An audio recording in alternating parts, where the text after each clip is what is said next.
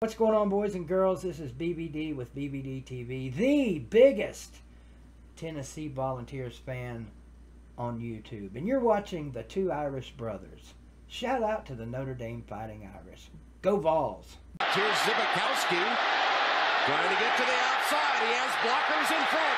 Tom Zibikowski, Malone to beat, shakes him off to the 5 and a touchdown. What's up, everyone? I am ND Sean 45. I'm Irish Benjamin 57. And together we make up this little show known as the Two Irish Brothers. First off, you guys know the drill. Hit that subscribe tab in the bottom right-hand corner. Like or dislike the video to help with the algorithm. And 3, check us out on all social media platforms. They are listed in the description box below. Now, first things first, you guys saw the video that I did myself on Friday, and we just want to let BVD and his family know that we're still continuing to pray for you guys. I know things aren't looking the best for him right now, but you know what, Ben?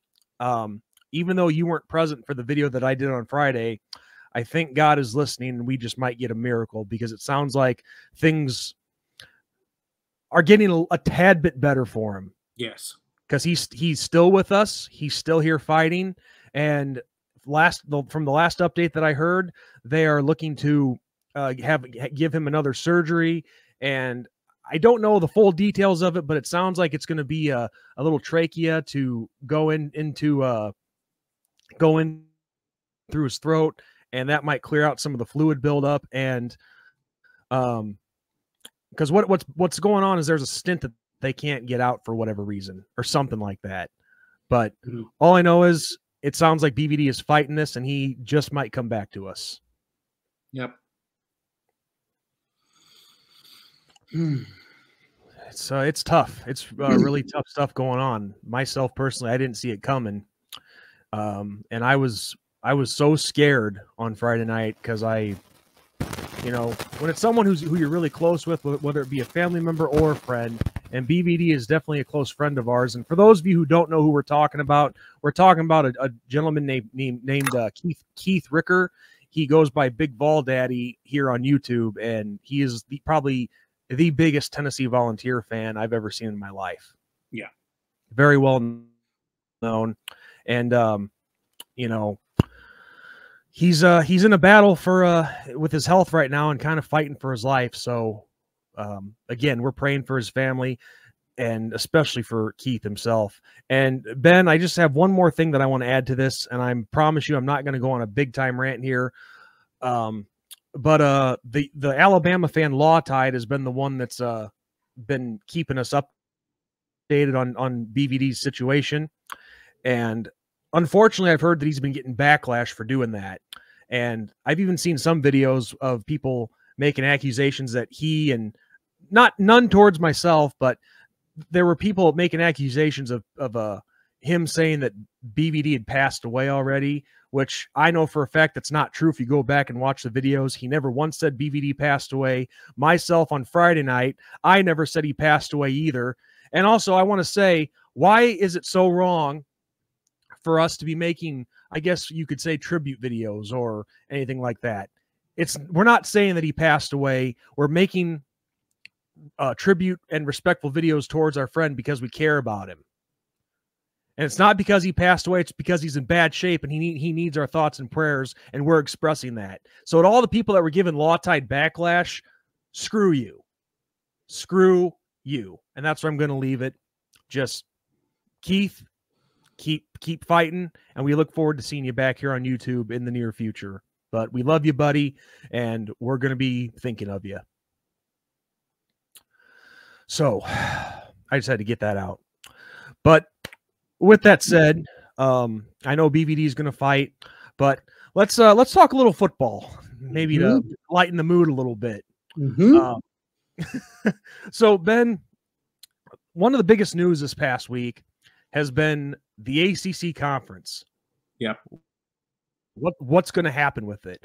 I mean, we have conference realignment, more potential conference realignment. Oh, and you know that another one of our fallen friends, Chris Petrie, aka Golden Blue Dude, you know he always loved to talk about conference realignment. Yep.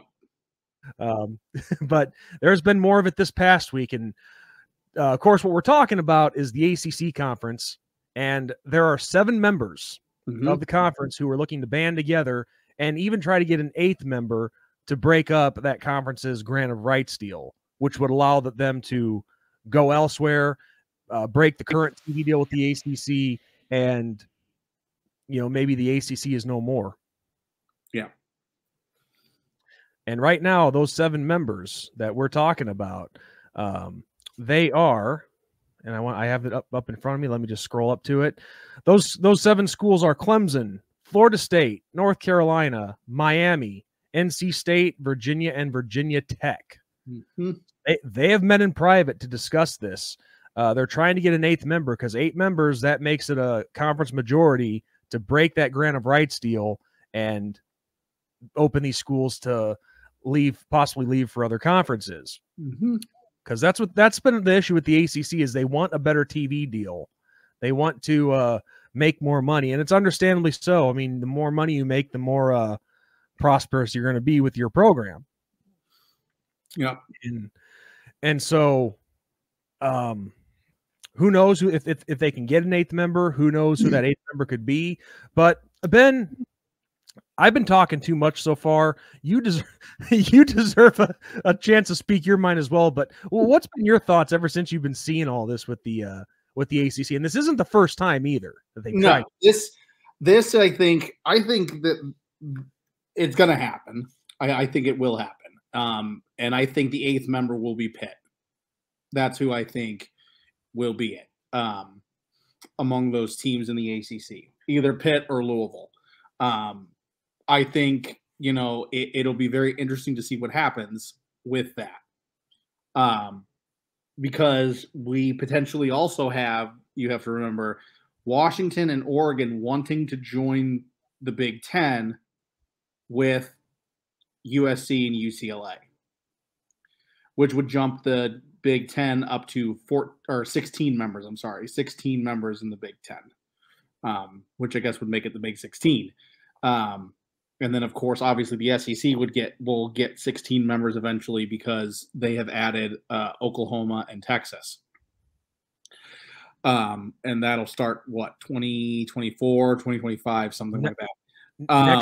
Next year in 2024.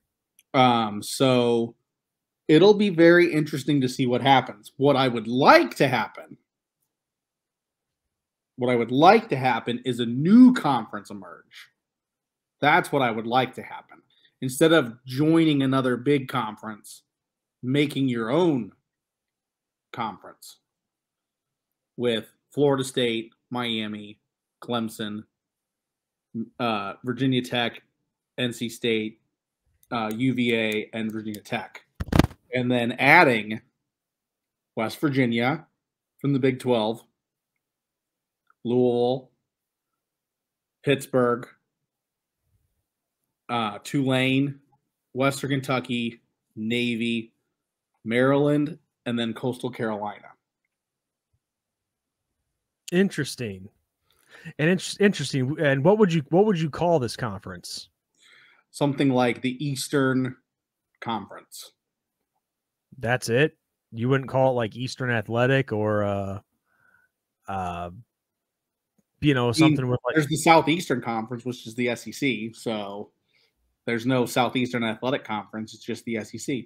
So true, but I don't know. That almost sounds like too plain. No disrespect to you, but you would think that if that did happen, they could come. But I do think that somebody needs to make a conference of their own. There needs to be, instead of making these huge conferences, because here's the other thing too. Okay, you have to share revenue with these guys.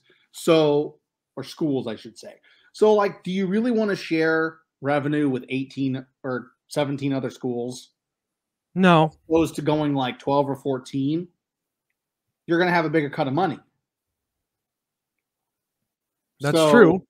I mean, and granted, there's a lot of money that gets thrown around. I'm not saying that some of these schools are hurting. I'm not.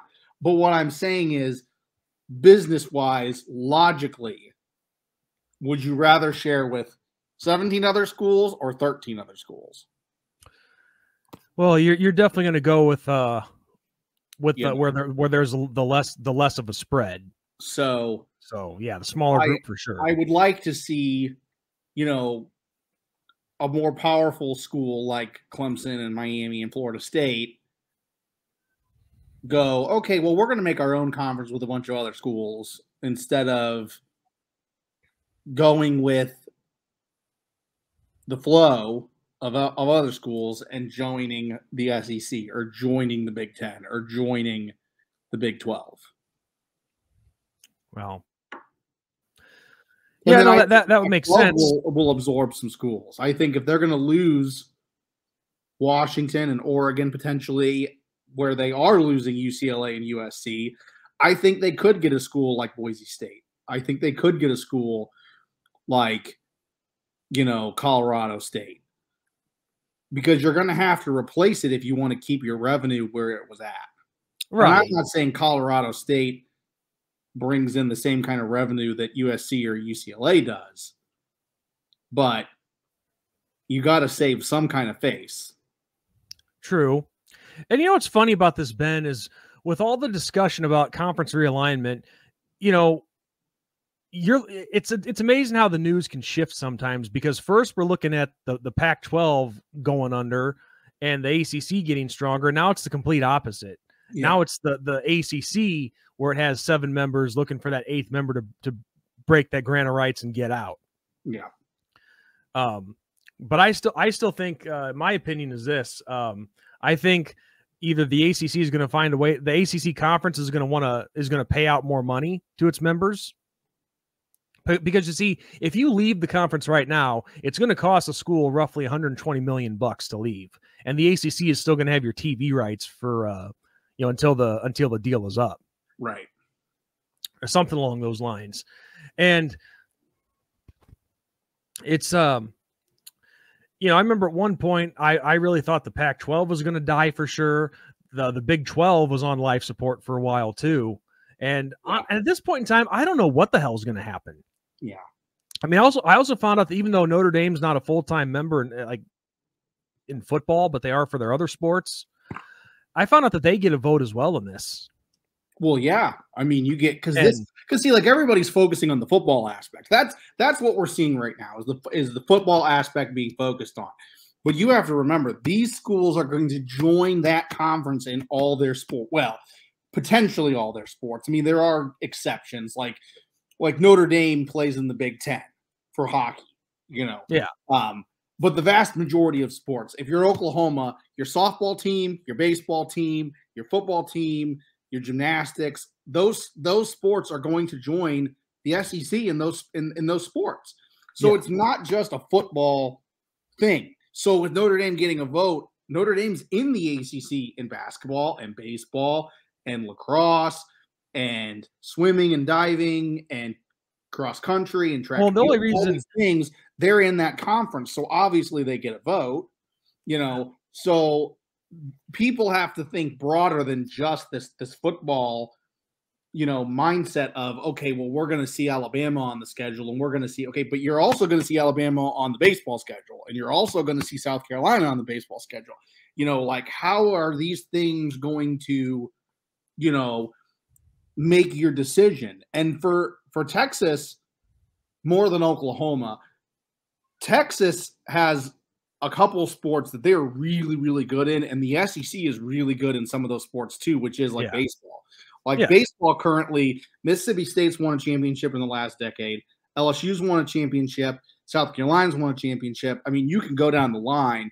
Vanderbilt's been competing, in baseball alone. So there's a lot of more dominoes and a lot of more dots that have to be connected with these conference realignments and stuff than just football.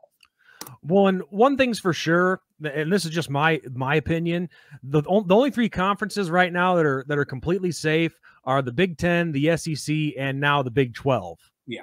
Those are the 3 conferences that are for sure safe. And I'm just curious about something, Ben. With the Big 12, not only are they having 4 new members come in and playing with Texas and Oklahoma for this one season coming up in the fall, there's also rumors that they really want the 2 Arizona schools, and they also want to go after Utah and Colorado. Yeah. Now, the reason I bring that up is because if the grant of rights deal falls apart in the ACC and those 7 members find that 8th member to make it happen, and the Pac-12 comes in and grabs some of these schools from the East Coast, do you think they would consider changing that conference's name? Because you're going to have to change conferences' names. I mean, it's not because it's not exactly the Pacific. No, you have a fair number of teams on the East now. Yeah, the Big Ten can keep their name and just change some numbers around, like maybe the Big 16 or something like that. But with like the Pacific Coast Conference, you're going to have to change your name if you're adding East Coast teams. Yeah, so that's my thought. Exactly. Same with well, no, not same with, because Southeastern Conference, you still have Southeast teams because Texas and Oklahoma. So, yeah, it's going to be interesting to see what happens with some of these conferences, and you're going to have to definitely rename some, because, I mean, the safe ones is like Conference USA. Okay, you all play in the United States, so you're safe there. It doesn't matter who you get. Yeah, or the American. Like, you're safe. I mean, like if the Mid-America Conference, the MAC Conference, got like a team from the East Coast, then you're going to have to rename yourself because now you're not Middle America. Right. So now my thing is this now. If this does happen with the ACC and they do find that 8th member, they vote to disband the conference with the grant of rights deal. And if your conference theory, your new conference theory doesn't work out, okay, so we're looking at the 2 Florida schools. They're probably going to go to the SEC. North Carolina and NC State probably go to the Big Ten, and the rest wherever. But here's a real thing. Where does that leave Notre Dame as far as not just football but everything? Do you think they still keep their independence in football? And what conference do you think would better suit them in the event of this disbanding? I mean, the best conference in general, and I know because we're left with 2. I know we're going to get eye rolls. I know I'm going to get it, and I don't like them. Okay, I don't. The Big Ten. I mean, obviously, it's the Big Ten. Sorry, I mean it is. You don't think the Big 12 would be an option at all? I mean, it could. Anybody could be an option. I'm not saying they can't be, but I'm saying if you're Notre Dame and you're talking, okay, what brings in fans? Okay, and what's going to bring in some people that root for Notre Dame that maybe went somewhere else because they couldn't get into Notre Dame or financial reasons, whatever. Okay, Indiana, Purdue, Michigan State, Michigan, Ohio State. These are schools that you see people in our Notre Dame community that have gone to that have ties to Notre Dame or have family that went there. So I think it's that. I think the only way the football team joins a conference is if the seeding in the new expanded playoffs excludes Notre Dame in the way of, okay, you have to be a conference champion to get 3-1 seed in said tournament. And as far as that stands right now, that apparently is going to be the rule. But of course, that's not. I don't know if that's set in stone yet. I mean, so what? You're independent Notre Dame. You're the number 1 team in the country, and you're a 5 seed. Like, I mean, come on, So, and you have to remember the expanded playoffs will have home playoff games in the playoffs in the beginning. Yes. So if you're playing, you're going to want that advantage. And could you imagine a team like Alabama or whoever having to come to South Bend in the summer? And there's likely going to be snow on the ground. I mean, it was there when we were there. And I don't care if you're a team from even a closer area like Ohio State. That's still going to suck. Especially since you don't have the crowd on your side. You know, so I mean, and how's the fan base going to travel? Are you going to travel to that outside game? You know, I mean, all these things come to mind. Mm-hmm. You know, so that's true. I don't know. Notre Dame is very much up in the air, and you know, I thought maybe they would become a full-time member football wise in the ACC. Now the ACC is disbanding. Well, and we don't know for sure if the ACC is going to disband. I mean, this is all just theory right now. But potential. Let's say it's potential. Let's just say like potentially it could happen. Okay, if you're Notre Dame, do you not start questioning? You know, if you're Jack Swarbrick and you're Father Jenkins, are you not all of a sudden going, maybe the Big Ten is better, or maybe the Big 12 is better. There's more stability. There's, you know, a less likely chance that if we start, you know, putting pen to paper that someone's not going to back out. You know, all these things have to be thought about than just who are you seeing on the football field. Well, and let's put it this way too. Here's another theory that I've heard discussed in the past, and you know, of course, Golden Blue Dude discussed this as well. But Notre Dame, if they were to join the ACC right now as a full member, that could actually keep the conference intact. Well, yeah, and that brings the money. You got to think of if you're right. That's a good point. You know, what if Notre Dame says to Florida State, "Hey, man, you know, we're really looking to come to the ACC and be a full-time member. What do you think?" You know, then Florida State goes, you know, maybe we don't leave. You know, that's a huge thing too.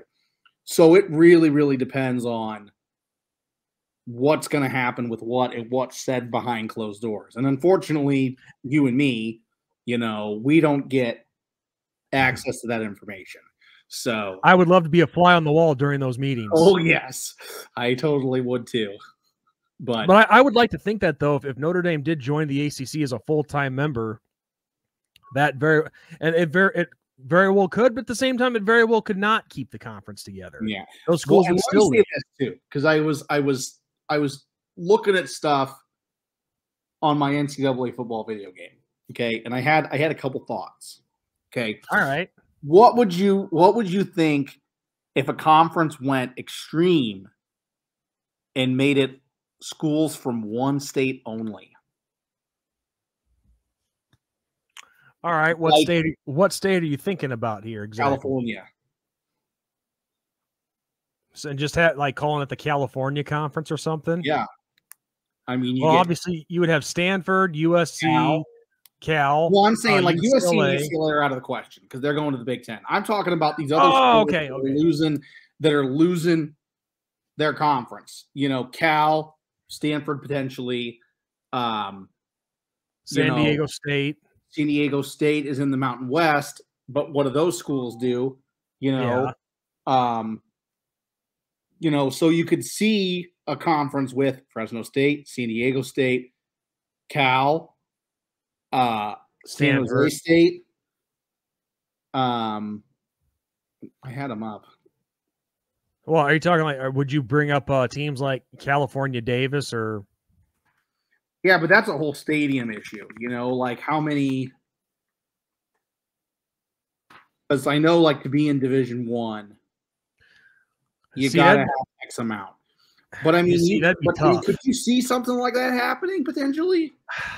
The only time where I saw something like that happening wasn't even in college football. It was in the NHL during the COVID year when they had all the teams from Canada in one division. But I don't know. That'd be pretty tough to do in college football.